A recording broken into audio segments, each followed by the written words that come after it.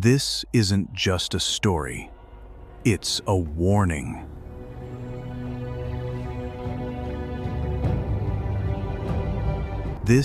She stole my life. What are you talking about? Wait, stop! I know what you did. This is serious. The records are gone. She's coming for me.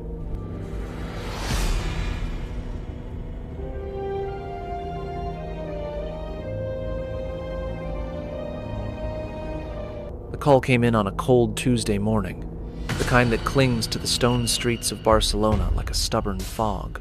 A cleaning woman, whose name was never released to the press, arrived at a short-term rental apartment in the Example district, a neighborhood of elegant modernist architecture and quiet, tree-lined boulevards. She had a key and a schedule to keep.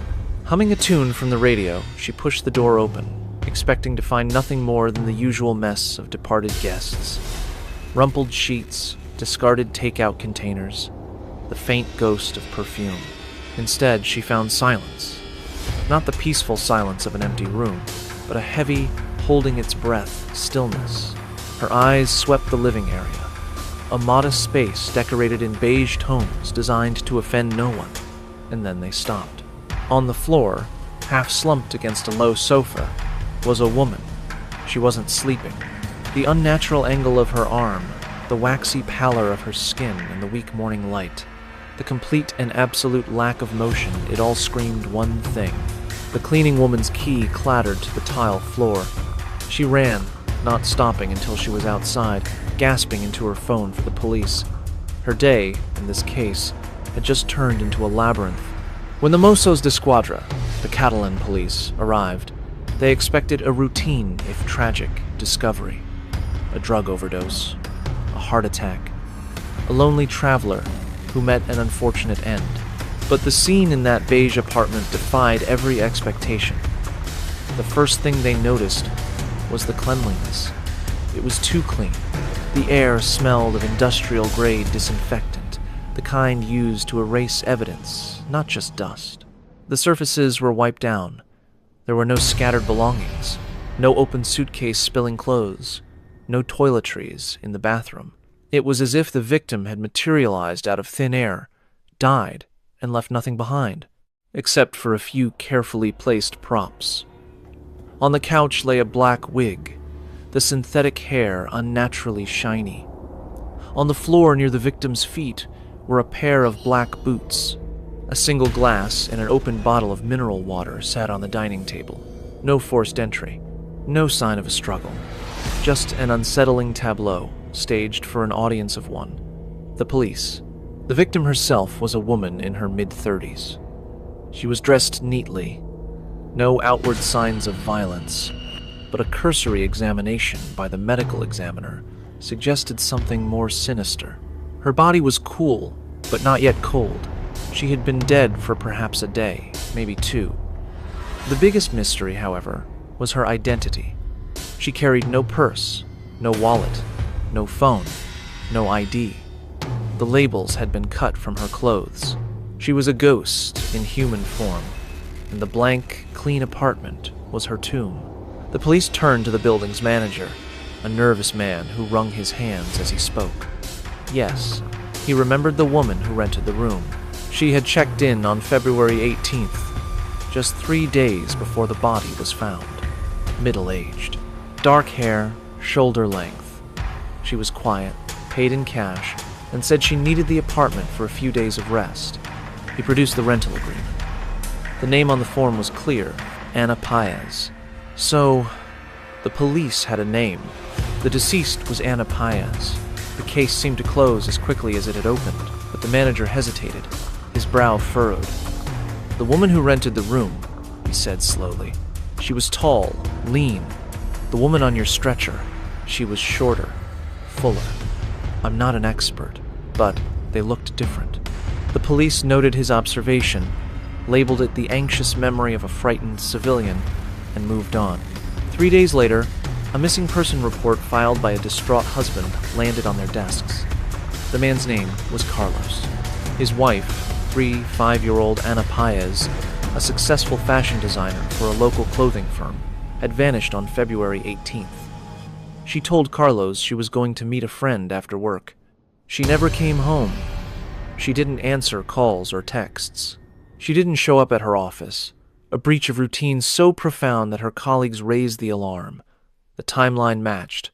The name matched. The police felt a cold certainty settle in their bones. They called Carlos to the morgue. It is a call no spouse should ever receive. The grieving husband walked in, a man shattered by the previous days of agonizing uncertainty. He looked at the face of the woman on the stainless steel table. He saw the familiar curve of her jaw, the way her hair fell. He broke down. He positively identified the body as his wife, 5-year-old Ana Paez. He sobbed that they had been married for 7 years. They were just starting to talk about having a child. She was a woman of light and laughter, a brilliant designer whose hands turned sketches into beautiful realities. She was his whole world, and now she was gone. Carlos wanted justice. He wanted the monster who did this to pay. And at first, the evidence seemed to point in a lurid, predictable direction. The autopsy revealed a stunning detail. Trace DNA from 2 different males was found on Anna's body. The narrative wrote itself. A secret affair. A rented apartment. An encounter that went tragically wrong. But Carlos was vehement. His Anna was faithful. She was devoted. The very suggestion was an insult to her memory. The police, however, deal in evidence, not emotion. They had 2 unknown male DNA profiles and a dead woman. They needed answers. Then, they checked Anna's bank records. They were looking for any last activity, any clue to her movements on the day she died. What they found was a needle in a haystack that turned into a bomb. On the morning of February 18th, at 9 a.m., a withdrawal of £600 was made from Anna's account at an ATM across the city. But according to Carlos and a dozen co-workers, Anna was at her desk in the office at 9 a.m.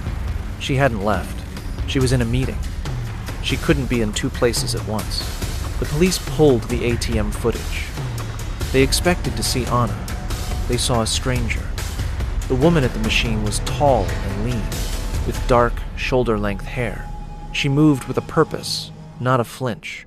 She wore sunglasses, even inside the vestibule. When the police showed this still image to the apartment manager, his eyes widened. "That's her," he said. "That's the woman who rented the room. That's the woman who called herself Anna." Now, they had a crisis. One body, identified as Ana Paez by her own husband. One rental agreement, signed by a tall, lean woman, pretending to be Ana Paez. One ATM withdrawal, made by the same tall, lean fake Anna. There were 2 Annas. One was real. One was a perfect, walking, breathing forgery. And the real Anna was dead, replaced in life before she was even gone. The police took the ATM photo back to Carlos, who was now drowning in a tsunami of confusion and fresh grief. He stared at the image. His tears stopped. His expression shifted from sorrow to a strange, hollow shock. "I know her," he whispered. "That's not Anna. That's Angie. Maria Angeles Molina. She was a former co-worker of Anna's, a friend. They worked together at the fashion company. Anna trusted her." He paused, the weight of the implication crushing him. Angie was the friend Anna was going to meet on the day she disappeared. The hunt for the second Anna had a name. Her name was Angie. The police invited Maria Angeles Molina, who went by Angie, in for a friendly interview. She arrived looking composed, wearing expensive but understated clothes, exuding an aura of concerned innocence. She sat down, folded her hands, and began to speak. And what she said was a dagger aimed directly at the heart of Anna's reputation. According to Angie, Anna was not the cheerful, devoted wife Carlos described. Anna was a risk-taker, a woman with a wild spirit. She enjoyed secret trysts with men she met online. She would rent apartments and hotels for afternoon encounters, hiding her double life behind a mask of professional success. Angie claimed with a theatrical sigh that she had tried to warn Anna, to counsel her. Whatever happened in that apartment, Angie suggested, was a tragic outcome of Anna's own reckless choices. An encounter with two unknown men that must have spiraled into violence. A fatal game. Angie painted herself as a worried friend, a reluctant witness to a tragedy that was, in her telling, inevitable. The police listened. They nodded. They thanked her for her cooperation. And the moment she left the room, they began the real work, because not a single detective believed a word she said. The paper trail was a masterpiece of betrayal. Being in HR at the fashion company, Anna had access to sensitive documents, but she was careful. Angie, however, was meticulous. The investigation uncovered that between 2006 and the end of 2007, a full year before the murder, a series of loans, credit lines, and life insurance policies had been opened in Anna Paez's name. The total value was staggering, nearly £1 million. Every signature on every document was a flawless forgery. Every document traced back to Anna's personal information, her work address, her bank details. And every single application had been processed using a post office box that was rented to Maria Angeles Molina. Angie was not a concerned friend. She was an identity thief. She had spent years carefully, patiently, wrapping herself in Anna's financial skin. She had become Anna on paper, borrowing money, taking out policies, building a phantom credit empire designed to collapse onto the real Anna's head. But why stop at paper? The ATM footage showed she was practicing being Anna in the physical world too. The wig, the rental room under Anna's name. She wasn't just stealing money. She was rehearsing for a replacement. To understand the depth of Angie's hunger, the police had to dig into her past. What they found was a portrait of a woman for whom enough was never enough. Angie was the daughter of a Barcelona taxi driver. She grew up with dreams of chandeliers and champagne, but a reality of budget meals and secondhand clothes. As a young woman, she met Juan Antonio Alvarez Litbin, a wealthy Argentine businessman 14 years her senior. He was smitten. She saw a golden ticket. They vacationed on yachts, lived in mansions, employed servants, but Angie was living a lie. She told Juan she came from old money. In truth, she had turned to adult work to finance her expensive habits, a secret she kept buried under designer dresses and forced smiles. Juan eventually discovered the truth. He was furious, humiliated, but in a twist of tragic irony, he married her anyway. But the marriage was a gilded cage. Angie was not in love with Juan. She was in love with his liquidity. Her spending was an addiction, a bottomless pit that began to swallow Juan's fortune. Worse, she never stopped her secret work, using any means to pile up cash from any direction. Juan, now financially drained and emotionally destroyed, filed for divorce and sought full custody of their young daughter. Then, in November 1996, Juan was found unresponsive in his palatial home. The cause of death was ruled self-inflicted poisoning. Depression, the authorities concluded, stemming from the collapse of his marriage and the discovery of his wife's infidelity. Angie, as the beneficiary of his will and his life insurance policies, inherited everything. The mansion, the cars, the accounts. She didn't grieve. She didn't pause. She simply moved on to her next project, her next source of fuel. That next project was Anna. Anna, who worked at the same company, who had access to money and credit, and who made the fatal mistake of trusting Angie. The police realized with dawning horror that this was not a crime of passion. It was a calculated, long-term financial heist that culminated in murder. Angie needed Anna out of the way so she could fully become her, cashing in those £1 million in forged policies and living Anna's life while Anna's body grew cold in a morgue. Then came the DNA results from the two unknown males found on Anna's body. The police tracked both men down. They were not secret lovers. They were adult workers. When shown a photo of Anna, neither man recognized her. She was a stranger. But when shown a photo of Angie, both men's faces lit up with recognition. They remembered her vividly. She was a strange client. She didn't want their services. She didn't want intimacy. She wanted their biological fluids. She paid them handsomely, cash in hand, and asked no questions. She simply collected her vials and left. Angie had literally planted the DNA of 2 random innocent men on Anna's corpse. She had staged the scene to look like a dangerous, fatal liaison. She had tried to frame 2 ghosts and assassinate the character of her victim. The level of premeditation was chilling. It wasn't enough for Anna to die. She had to die ugly, her reputation in tatters, so that no one would look too closely at the woman who was quietly spending her money, wearing her name, and walking out of that apartment with a black wig and a bag. The police now had a timeline of evil. On February 18th, Angie, wearing her Anna disguise, booked the apartment. She then met the real Anna, probably under the guise of a friendly coffee. She lured her to the apartment. It is believed Angie tampered with Anna's drink. Once Anna was unconscious, Angie committed the final act. Then, with the cold efficiency of a forensic accountant, she cleaned the scene. She wiped down every surface. She removed all of Anna's belongings. She dressed the body. She posed it. She placed the wig, the boots, the bottle. She left. She went to an ATM, withdrew £600 as Anna, and returned to her lavish life, a ghost wearing a dead woman's name. The case against Maria Angeles Molina, or Angie, was a mountain of evidence, but the woman herself was a fortress of denial. When the police finally arrested her, she did not weep. She did not confess.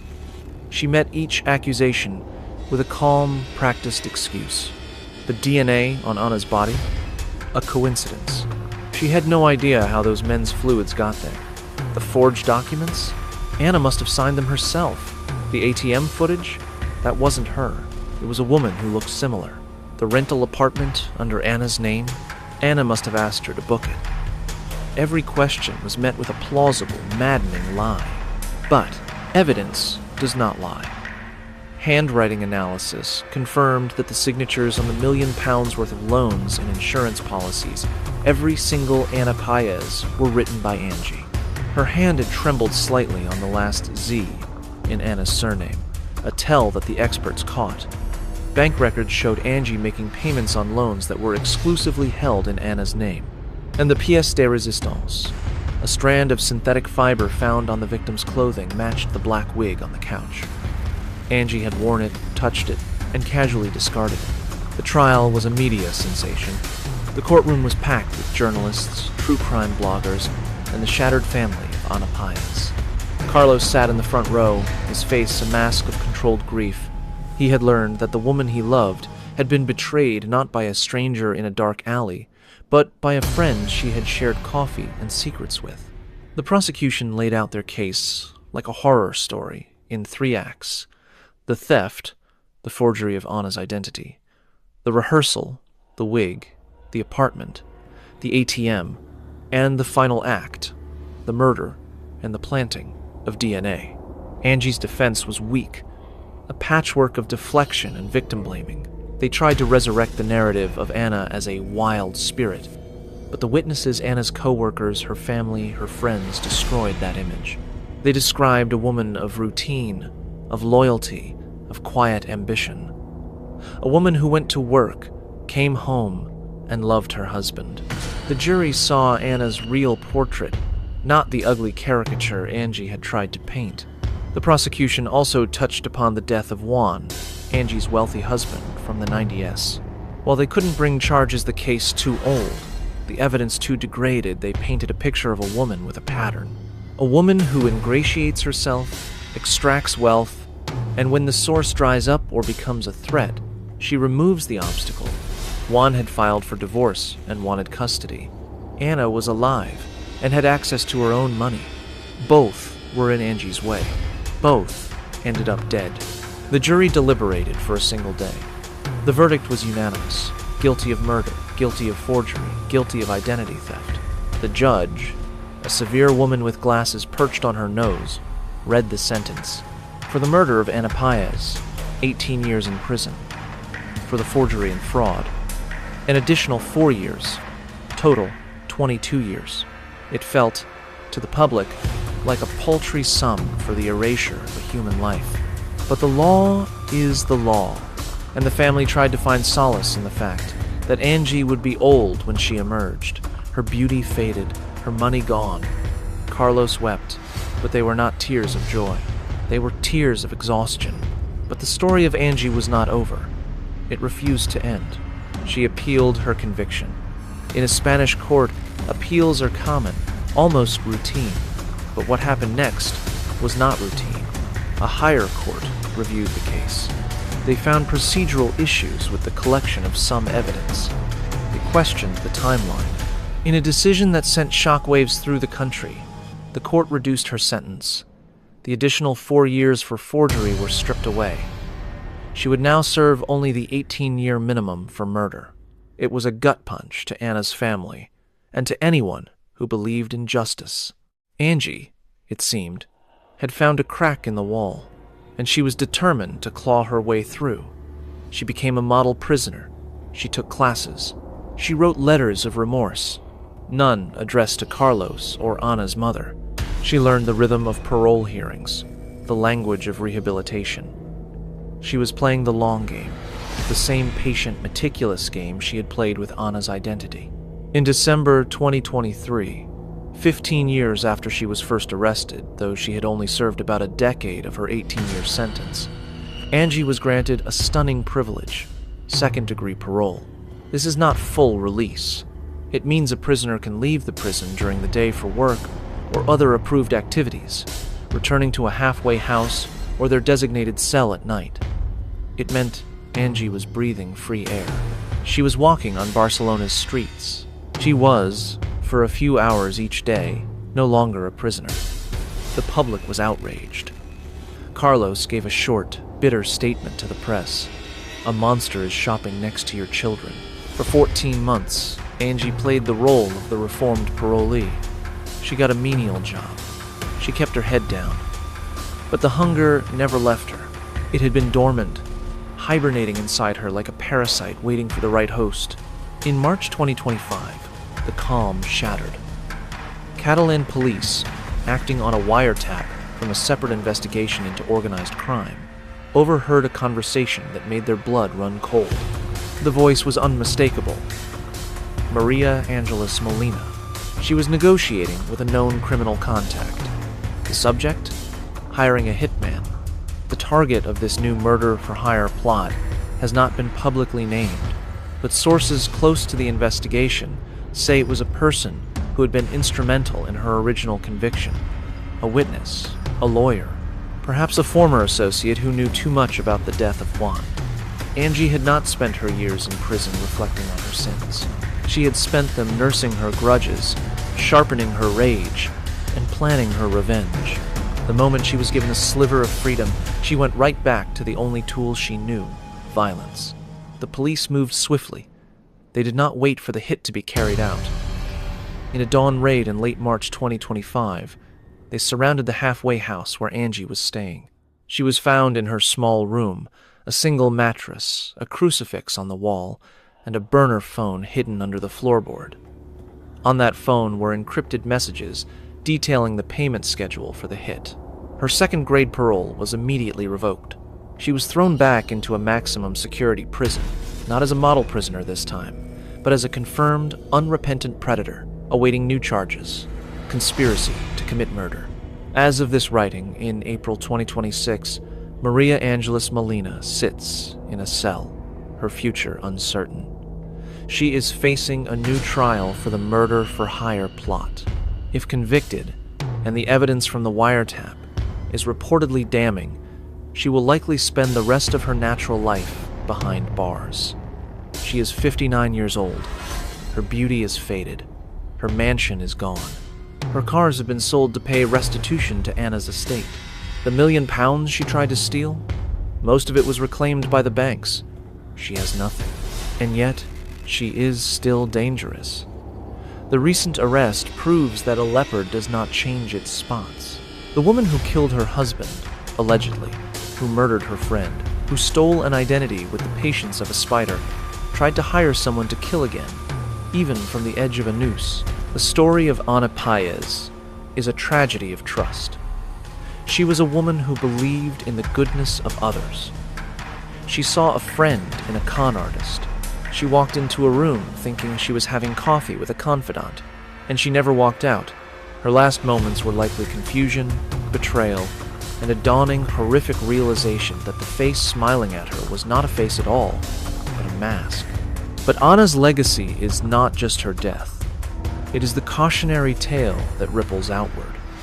Her case changed how Spanish banks verify loans. It changed how companies protect employee data. Her name is taught in criminology classes as the perfect example of identity theft leading to murder. The wig on the couch, the clean apartment, the two confused adult workers, these details have become part of true crime legend. And Angie? She is the villain, who refuses to exit the stage. Even now, behind bars, she has requested a pen and paper to write her memoirs. Her lawyer, in a baffling statement, said she wants to tell her side of the story, finally, without the distortions of the police. The families of Ana Paez and Juan Antonio have released a joint plea to publishers. Do not give her a platform. Do not let her profit from the lives she erased. Let her rot in silence. Whether that silence will hold is uncertain. But one thing is clear. The woman who wanted to replace Ana Paez succeeded in the most horrific way. For a few brief days in February 2008, there were two Annas walking the earth. One was a victim. One was a predator. And when the police opened that apartment door, they found not just a body, but a funhouse mirror. In it, they saw a reflection of the killer's ultimate desire, to look in the mirror and see someone else's life staring back. Anna is gone, survived by her grieving husband Carlos, who has since moved to a small village and refuses to speak of the case. Angie is locked away again, but the question that haunts everyone who followed this story is, what took so long? And how many others are out there, right now, patiently learning the signature of their friend, renting an apartment under a borrowed name, waiting for the right moment to make someone disappear? The cleaning woman who found Anna's body quit her job the next week. She now works in a flower shop. She says she can't stand the smell of industrial cleaner anymore. It reminds her of a room that was too clean, a woman who was too still, and a silence that was too loud. That is the living legacy of Maria Angeles Molina, a world where a little bit of trust feels like a risk, and where the face in the ATM camera might be yours, or might be the person who wants to take your place. As of March 2025, Angie awaits a new trial for conspiracy to commit murder. The judge has denied bail. For the first time in her life, the woman who always found a way out may have finally run out of doors. But knowing her history, no one is celebrating yet. They are just watching, waiting, and making sure their own identities are safe. Because if the story of the two Annas teaches us anything, it is this: the most dangerous person in your life might not be a stranger. They might be someone you already know, someone you trust, someone who smiles when they see you and is already planning your replacement.